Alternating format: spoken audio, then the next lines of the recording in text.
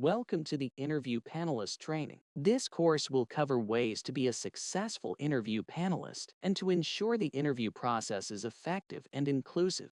Click on the Start Course button to continue. This course will cover the following topics: why we use interview panels in Oregon state government, mitigating bias in the interview process, and how to be a successful member of the interview panel. Congratulations on becoming a vital part of the hiring process within your agency. As an interview panel member, you play a pivotal role in shaping the future of your agency. Your commitment to conducting interviews with professionalism, empathy, and integrity will lead to the recruitment of talented individuals who align with your agency's mission and values.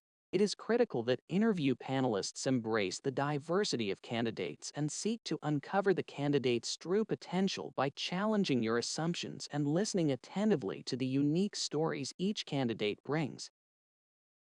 Panel interviews are used in Oregon state government because they provide the opportunity to gather multiple perspectives on the candidates and what they can contribute to the position, the agency, and the state. Panel interviews are advantageous over interviewing one-on-one because even an experienced interviewer can miss vital information or be misled by personal biases. The best check against this is to have an interview panel who can compare conclusions and check biases with each other. To the extent possible, members of an interview panel should be diverse and composed of individuals with various working relationships and interactions with the position under recruitment. If a candidate requests a list of interview panel members, the hiring manager may provide this information. If a candidate makes a legitimate request to have a particular panel member not be present during the interview due to a conflict of interest, the hiring manager should carefully consider the candidate's concerns and may honor that request. Likewise, if a panelist is aware of a conflict of interest that they hold with a candidate,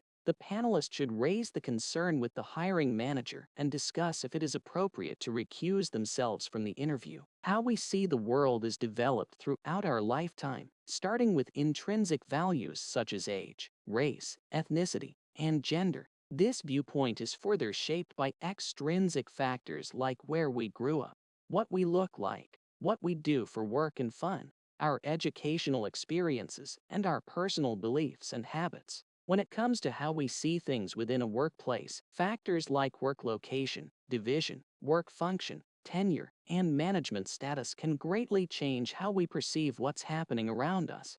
There are many reasons why diversity is important, but in terms of the interview process, it's important for us to not only represent the unique individual perspectives of our team, but it's also important for a candidate to see how they are represented within the agency. Creating an environment that reflects a partnership between all staff, regardless of position or background, will help ensure the interview is experienced from multiple perspectives. As an interview panel member, you bring valuable and unique insights when it comes to evaluating objective criteria during an interview.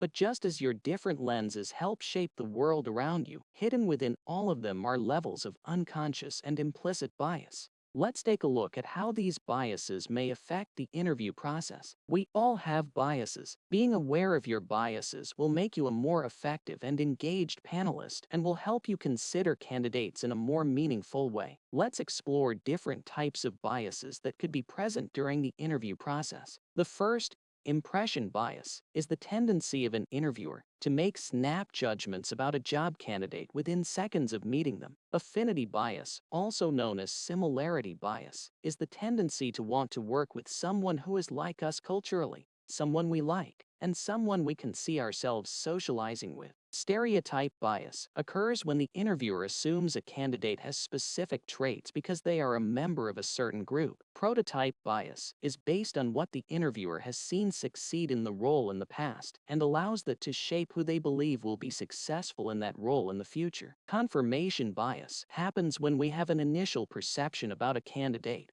and then we look for and focus on information that supports that initial belief. Contrast bias occurs when an interviewer compares candidates to each other rather than assessing them individually. Nonverbal behavior bias is placing undue emphasis on things that have nothing to do with the candidate's ability to do the job, many of which are culturally determined. Examples include volume and rate of speech, eye contact, firmness of a handshake, or whether a candidate has visible tattoos or piercings. Gender bias is the influence of gender on our assessment of the candidate's ability to successfully perform the job, including a tendency to rate men higher than equally qualified women. Race bias is the tendency to treat candidates of color differently in interviews and assess them as less competent when the same qualifications are present. Personal discomfort bias is the tendency to allow personal discomfort with a candidate to influence the interviewer's behavior in the interview and in the assessment of that candidate. Unconscious bias refers to a bias that we are unaware of and which happens outside of our control.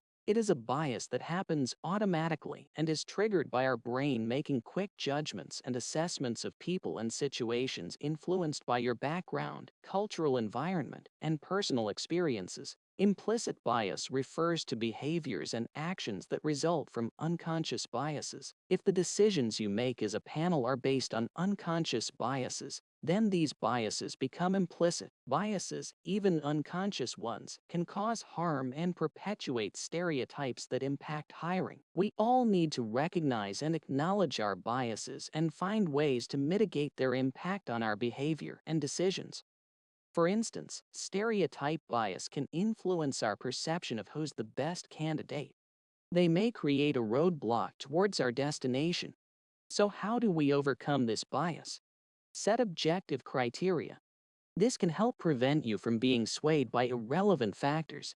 Establish clear criteria when making decisions by answering questions such as, what needs to be done in this position? What are the basic requirements for this position? What are the most important skills a candidate must have in order to be successful in this position? Are you willing to invest in professional development, or are you looking for an out-of-the-box professional? Share the why behind your decisions. This will help you double-check your objectivity and allow you and others to identify if a bias is narrowing the scope of your decision-making. Don't make assumptions based solely on the idea of who you think the right fit would be. Make decisions based on examining skills and supportable objective criteria. For example, a subjective interview question would ask, good communication skills are essential in this role. Please tell us about where you have gained this skill set. Good communication is subjective, and its definition can vary depending on the individual lens of the panelist. An objective question would ask, communication skills are essential in this role, as you will regularly produce correspondence and respond to inquiries on behalf of the division manager. Can you tell us about your background and experience performing these tasks in a similar role? This example of an objective question defines the exact areas of responsibility as they relate to the skill. You have probably heard the saying, the right fit for the job. And although that saying does lend itself to finding matches and skill sets, it also invites the opportunity for bias, as it allows you to fill the gaps of what a person with those skills may look, sound, or act like to fit into that role. This could lead us to making decisions based on what we assume and not based on examining skills and supportable criteria.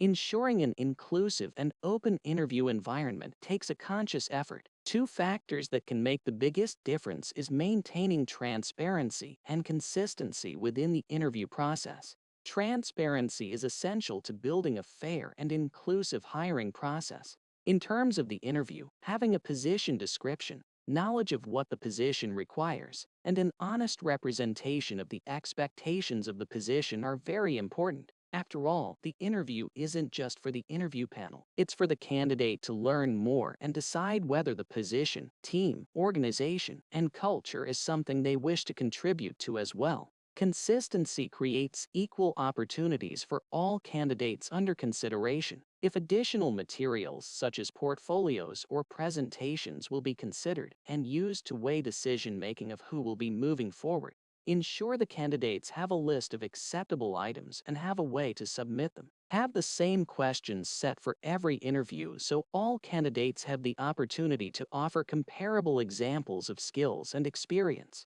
If you are going to limit the time of any portion of the interview, make sure the time limit is strictly enforced for all candidates equally. Specific follow-up questions for clarification are encouraged, but ensure all candidates have the time to address the core questions provided to every candidate. Follow-up questions should be reserved for clarification of information provided by the candidate and should not be leading in nature.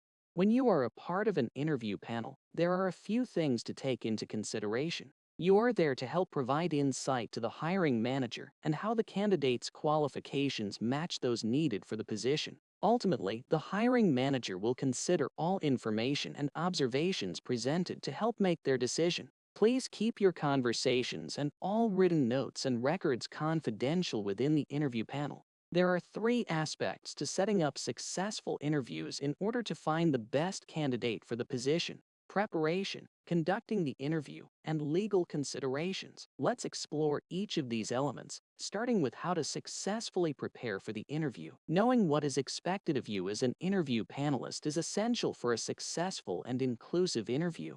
A pre-interview meeting should be scheduled with all panel members to establish clear criteria, interview questions, and logistics. This meeting should cover the position description, interview questions, scoring method and criteria, additional considerations, expectations, how the interview will flow, and other applicable information as needed. The hiring manager may request that you use a specific document to capture your thoughts on each candidate. Please be aware that all written notes taken during an interview session are subject to public records. You should keep your observations and notes objective, relevant, factual, and solely based on how the answers to the questions and the candidate's qualifications match the job description. Interviews run more smoothly when there is a facilitator to provide directions to the panelists and the candidates. This may include training and briefing the panel members, keeping records of any group discussions and feedback, leading introductions during the interview,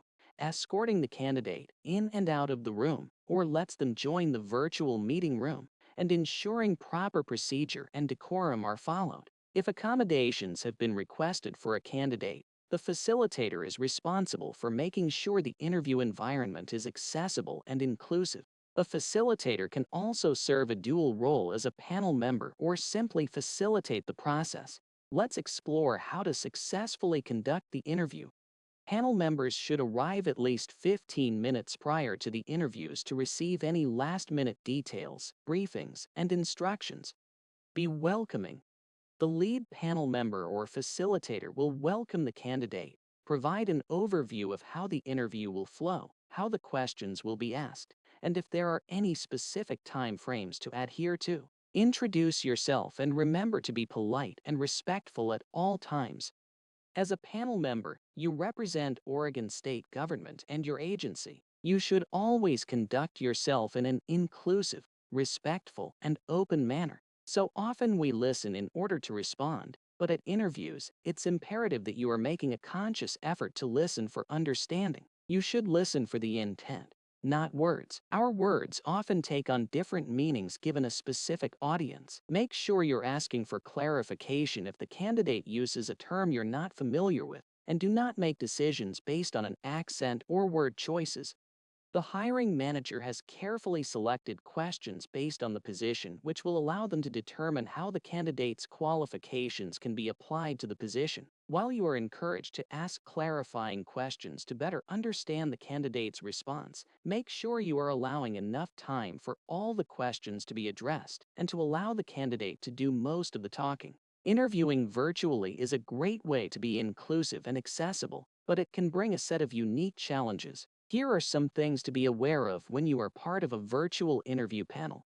Regardless of whether you are in a conference room with other people or signed into a meeting separately, make sure you have access to a camera so the candidate can see all the panel members during the interview. This helps to create a more welcoming, engaging, and personable environment for the candidate as well as the other panel members.